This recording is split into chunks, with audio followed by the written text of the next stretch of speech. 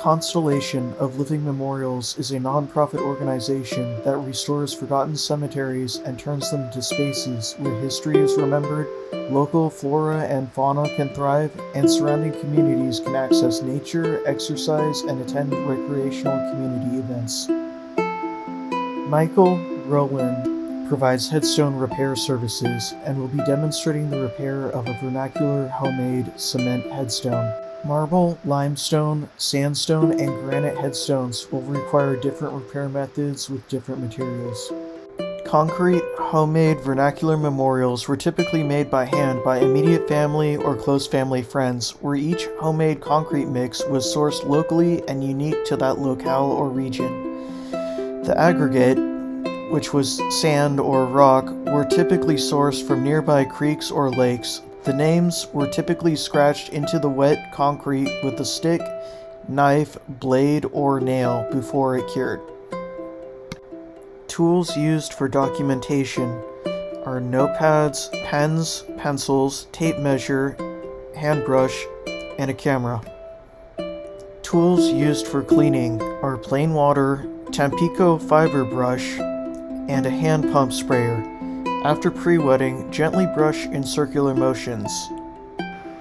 Tools used for leveling, in this small memorial for example, are a level, 2x4 inch boards which can be used to tamp, a plastic hand trowel, shovels, recommended sharpshooter and flat, 2 bags of drainage rock, typically 3/4 of an inch or less, 2 bags of sharp sand, paver sand the size of cat litter would be best, typically 4 inches to 6 inch thick rock or sharp sand mix for foundation under the memorial. Tools used for repair are IG-10 for joining concrete pieces, a 1-inch trowel, sponges, hand spray bottle, mixing bowl, and a hand towel. Tools for infill of homemade vernacular memorials should include Type 2 cement of compatible materials, NHL lime, sand closely matched to the aggregate in the memorial, burlap for screening aggregate sand to the size needed. You can also use window screen from hardware store and strainers or sieves from the grocery store. They knew they were coming. You know, the people in the train told us. They didn't just get off the train. I think they're coming your way. Just like in the movies, and they build up to the holes. Instead of back in a box.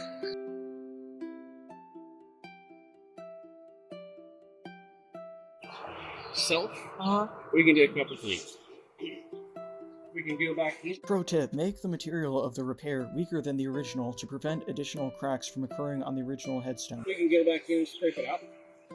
That little piece you can take a diamond bit on a journal and kind of work that little piece out, down halfway, and come back in and refill this. Because this mix right here, what is this mix? This is what? What is this mix? Sand, lime, and something else. Cement. Portland cement. 1.5 parts lime. So we know what our mix is. And then, of course, we do a general purpose sandbag. Now, on the documents that we turn in, on the documents we turn in, it's not only going to have. Oh, you'll have all that on there. It's not only going to have the general purpose sand. It's going to have where we bought it. So this came from home. Because if you ever have to do repairs in the future, you want to get the same. Yeah. Because so many people hide this stuff like, oh my gosh, look what I did. Can you repeat it? Yeah. That'll impress me if you can repeat it. That's me. See, I make all these really good dinners. A little this, a little that, and then the kids go, I love it. I go, good, it won't happen again. Yeah. Because that monument over there, just researched it, has The tall white one? the tall one, the tallest one over there right now. It actually goes above the fence. It has just it has 4 pages right now, and I haven't done the notes of all the stuff that we've done to it. That's just the initial assessment is 4 pages.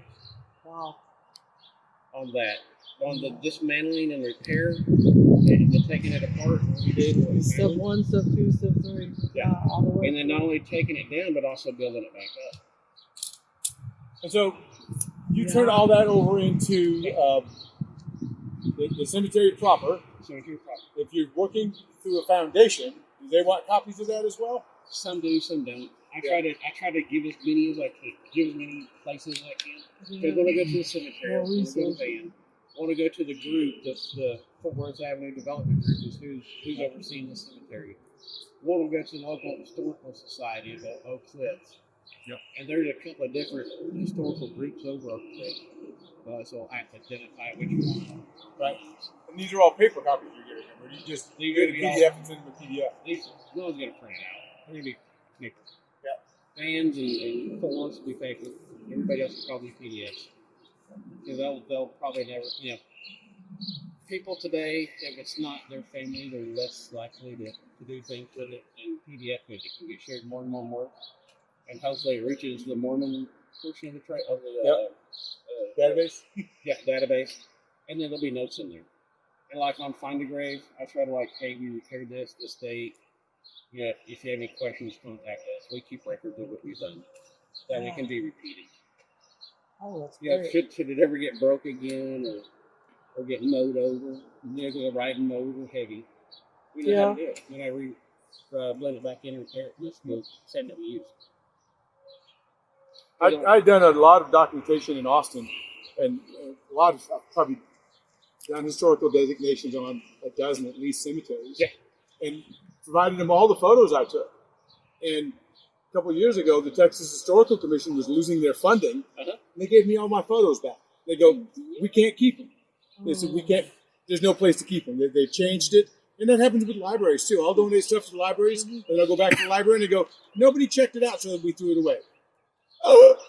Now, there's a place called TARL, the Texas Archaeological Resource Laboratory, that only licensed archaeologists have access to. But you can donate your stuff to them, and they will put it in the folder for that archaeological site. And all cemeteries are archaeological sites. And they supposedly will keep it. And the nice thing about that is the general public doesn't have access to it. So if you've got pictures of old fencing and stuff like that, that you don't want to post on the internet because it becomes a shopping spree for thieves. Feel that? I know you went to, right? Oh yeah, it's really cool. Oh wow, it's a cam's frame. Feel a difference? Oh yeah. And that's what it was, and that's what it is. They're two different grades. Oh, they're two different different, grades. yeah. Oh, okay. Yep. That natural sponge. It's a closed cell rubber man-made. sponge is what it is. And these are the ones that make your money right here, that give you the fine details, the fine repairs. Are these? That's the brand. They're expensive. Be sitting down and you see the price. It's not a normal sponge. Oh, that's Me, I just buy the cheap sponges and throw them away and get rid of them. Wallpaper, lampshades, without what? Now the thing about the cheap sponges, when you use them, they compress and they form whatever crevice. And so they This one right here, the flat edge, it's been around my stuff a little bit. The flat edge here will run right across that crack. So you can run it right across, and you're not going to make that crack concave unless you're really putting pressure down and right there. You can just run it right down there and it'll run right over the top. Well, and as far as cost, do the math. I mean, that's like shoes. You go about Walmart shoes, you're going to run out. You're going to be spending more in a year on shoes, buying Walmart shoes, than you do just buying, a good pair of shoes that's going to last you a good year or two. Right.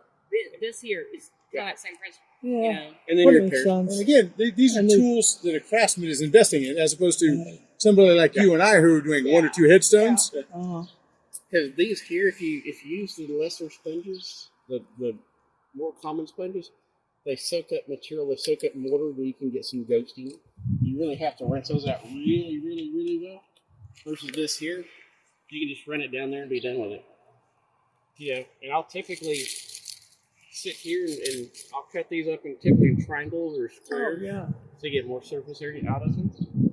Is what you'll do, or I'll do. This one's been in the bucket for a good bit. You can see little impressions and things. Okay, Like that. yeah. So if you can take this and just run it. Yeah. And on your cracks, on your edges, you want to work in, is what you want to do. That way you're not pulling your repair right off the corner. Yep.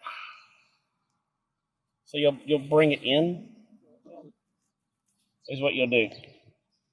And then once you see your edge, you can just follow your edge. And just periodically just see about it and see where it goes on that. Because you can see where the runs are right here on the edges. And how flat it is. And this is where you get your nice finishes at. That'll help blend in a little bit.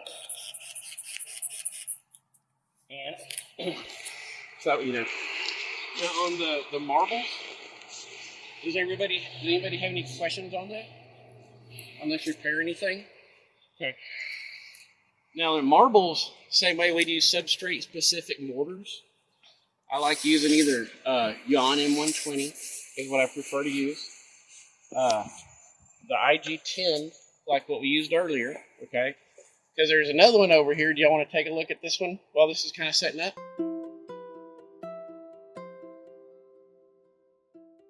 While the headstone was drying, he occasionally checked on it and sprayed water on it to make sure it dried at a slow rate to avoid cracking or unevenness. A towel sprayed with water laid on top of the headstone can also be used to help control drying speed. The metal bar laid on top helps check the surface to make sure it is still level and even.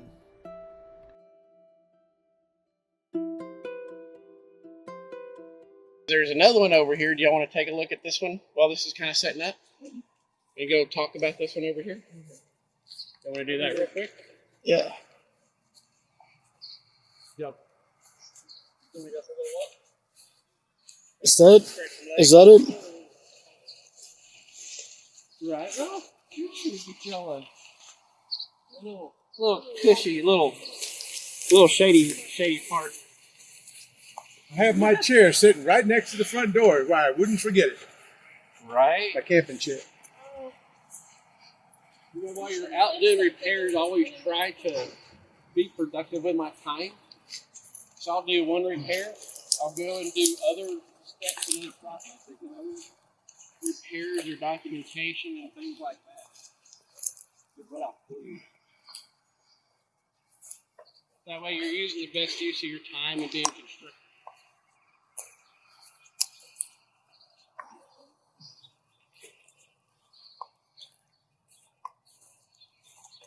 Shelly, grab that 2x4. The big one. Ta-da! Now, this is the area me and Dale were walking up this road. Right here, we're passing this grade. We'll walk up the road going over to the van in the evening time.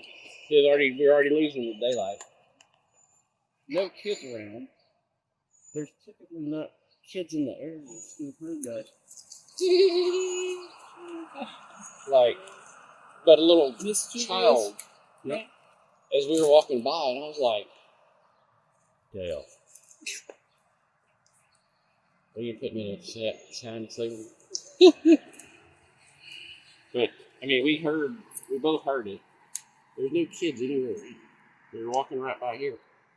That's one reason why we selected that stone too. Okay. We may not get to it today, depending on what y'all want to do. I'd like to. But if not, I would at least need to talk about it and go over the processes. That way y'all can make a decision. Because we'll stay here, get everything picked up, and that stone will get done. That was standing and they kick it over. Is that it? We're gonna stay here with us. You know, for years, it's been years since I've been in the Catholic church. You know? And I was cleaning in Hispanic cemetery, and I walked in, I was going, what's that smell? I know that smell. And it was the smell of the inside of the Catholic church. Oh. You know, it wasn't a bad smell. You know, people say, "You believe in ghosts?" And I'm going, not in the normal sense. But I had a buddy who was helping me with Austin cemeteries for years, and he died. And the next year, when I was a tour guide, I got 3 orbs on me, on my costume. And you look at the digital photos before and afterwards, it's not a water spot on the lens. It's only that. And then I'm somewhere else, and there's more orbs on me. So it's kind of like, yeah, I'm kind of getting to be a believer. Yeah. They're real. They're real. Now, you know, over here on the concrete ones that we did, okay, we use the IG10 to join the pieces together. Same thing. We would do the IG10 on these pieces here and join them together here. And my back up just a little bit more. Now, remember when we leveled that one over there? We do the exact same thing. We'd come over here. We'd pull this base up. Need a shovel? Yeah. Maybe with the shovel. You can use a shovel. If you get one side and dig up another side, no, we're not going to dig it up just yet. You'll want to put 4 to 6 inches of drainage rock and sharp sand underneath it. That way they interlock and they can compact down in there.